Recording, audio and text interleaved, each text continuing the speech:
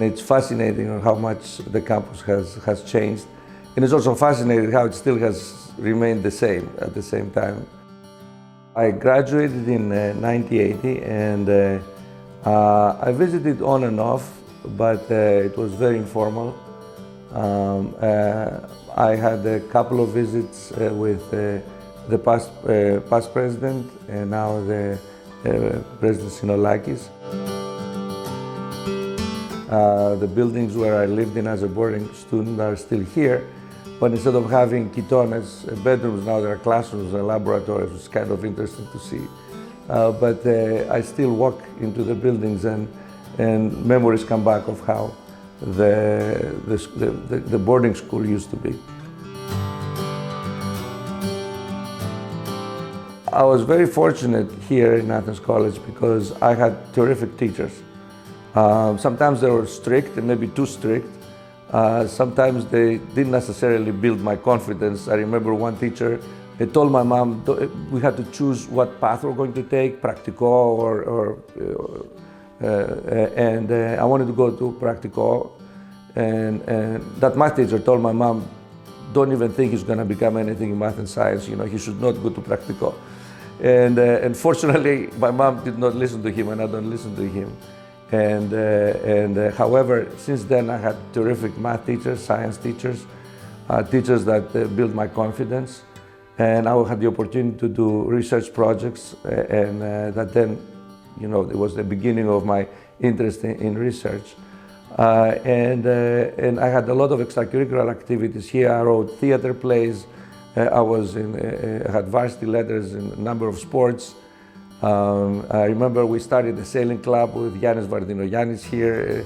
We had a lot of fun. It was just a great place to grow up. And being a boarding student here, although I did not like it when I was a boarding student then, because you know everybody, if you are 10 years old, wants to be with their mom.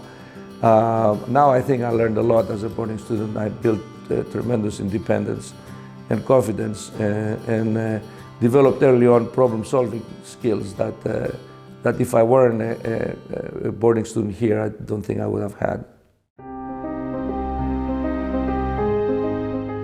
I was very well prepared to go to the United States. For me, it was not sort of, there was sometimes a cultural shock, and it was awkward in the beginning because, for example, my dad brought me to his tailor before I went to the US to make a suit for me so I could go to classes with my suit on and my briefcase.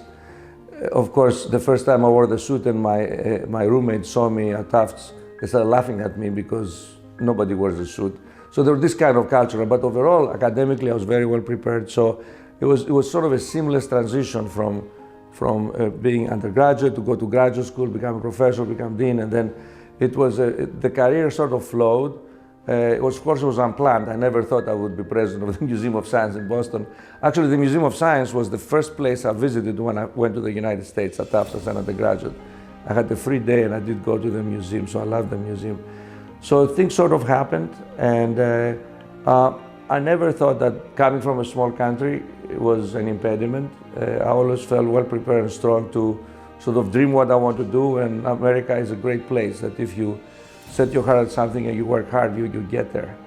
I believe strongly that STEM education is very important, not only for people that will follow science and engineering and mathematics or computer careers, but for everyone, because these are the disciplines that teach you critical thinking and problem-solving skills.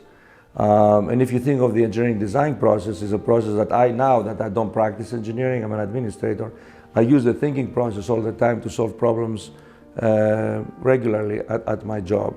My advice is pretty much to take advantage of the wonderful institution, take advantage of the great faculty, the great offerings, the great fields. It's a beautiful campus.